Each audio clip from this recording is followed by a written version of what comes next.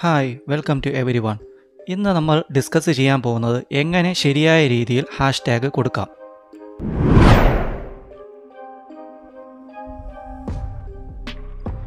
എക്സാമ്പിളായിട്ട് ഞാനൊരു ചിക്കൻ കറി പ്രിപ്പയർ ചെയ്യുന്ന വീഡിയോ ആണ് ചെയ്തതെങ്കിൽ ഇവിടെ ഹാഷ്ടാഗ് കൊടുക്കുമ്പോൾ ഡബിൾ ഹാഷ് ചിക്കൻ കറി എന്ന് കൊടുക്കുന്നത് തെറ്റാണ്. ഹാഷ് ചിക്കൻ കറി എന്ന് മാത്രം കൊടുക്കുന്നതാണ് ശരിയായ രീതി. ഇനി ഞാൻ പറയുന്ന മിസ്റ്റേക്കാണ് ഏറ്റവും കൂടുതലായി ബിഗിനേഴ്സ് ആയിട്ടുള്ള യൂട്യൂബ് ചാനലുകളിൽ കണ്ടുവരുന്നത്. എക്സാമ്പിൾ ഹാഷ് ചിക്കൻ കഴിഞ്ഞ് സ്പേസ് ഇട്ട് കറി എന്ന് കൊടുക്കുന്നത് തെറ്റായിട്ടുള്ളതാണ്. ഇവിടെ നമ്മൾ ശ്രദ്ധിക്കാനുള്ളത്, നമ്മൾ ഒരു ഹാഷ്ടാഗ് കൊടുക്കുമ്പോൾ ആ സെൻറ്റൻസിൽ സ്പേസ് കൊടുക്കാതെ വേണം നമ്മൾ ഹാഷ്ടാഗ് കൊടുക്കാനുള്ളത്. നമുക്ക് ഇവിടെ ഒരു ലൈവ് എക്സാമ്പിൾ നമുക്ക് നോക്കാം. അതിനായിട്ട് ഞാനിവിടെ ഒരു യൂട്യൂബ് സ്റ്റുഡിയോ ഓപ്പൺ ചെയ്തു. എന്നിട്ട് എൻ്റെ ഡിസ്ക്രിപ്ഷനിൽ ഹാഷ്ടാഗ് കൊടുത്തിരിക്കുന്ന ഭാഗത്ത് ഹാഷ് പ്രൊഡക്ടിവിറ്റി ഹാക്സ് എന്നുള്ളിടത്ത് പ്രൊഡക്ടിവിറ്റി കഴിഞ്ഞ് സ്പേസ് ഇട്ട് അടുത്ത വേർഡ് കൊടുക്കുകയാണ്. ഇനി ഞാൻ യൂട്യൂബ് എൻ്റെ ചാനൽ ഓപ്പൺ ചെയ്തു. എന്നിട്ട് എൻ്റെ യൂട്യൂബ് ചാനലിലെ ഡിസ്ക്രിപ്ഷനിൽ ഞാൻ ഓപ്പൺ ആക്കുകയാണ്. അവിടെ കാണാം എല്ലാ ഹാഷ്ടാഗും ബ്ലൂ കളറിലാണ് കാണുന്നത്. അതിനിടയിൽ ഒരു വേർഡ് ബ്ലാക്ക് കളറിലായി കാണുന്നു. ഇതിൽ നിന്നും കളർ ബേസ് നമുക്ക് ശരിയായ ടാഗും മിസ്റ്റേക്കായ ടാഗും കണ്ടുപിടിക്കാവുന്നതാണ്. ഇതിൽ ബ്ലാക്കായിട്ട് കൊടുത്തിരിക്കുന്നത് ഹാഷ്ടാഗ് കറക്റ്റ് അല്ല, അതിനാലാണ് ഇവിടെ ബ്ലാക്കായിട്ട് കാണുന്നത്. ഞാൻ അതിനായിട്ട് വീണ്ടും എൻ്റെ യൂട്യൂബ് സ്റ്റുഡിയോ എടുത്തിട്ട് വീണ്ടും ഞാൻ അതിനെ കറക്റ്റ് ചെയ്യുകയാണ്.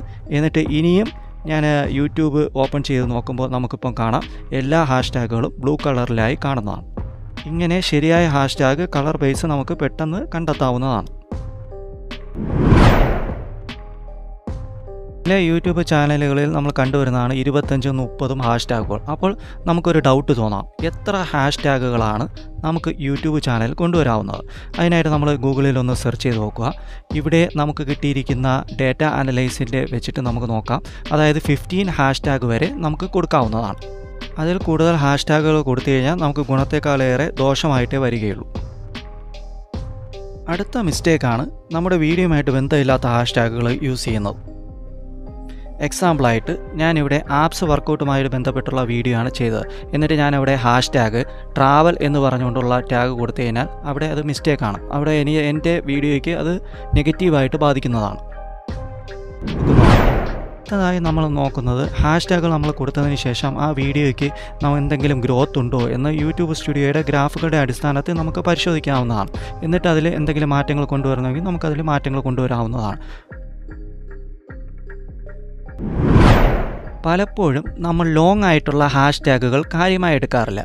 എക്സാമ്പിൾസ്, ഇവിടെ കോർ എക്സസൈസ് റിലേറ്റഡ് ആയിട്ടുള്ള വീഡിയോ ആണ് ഞാൻ ചെയ്തതെന്നിരിക്കുക.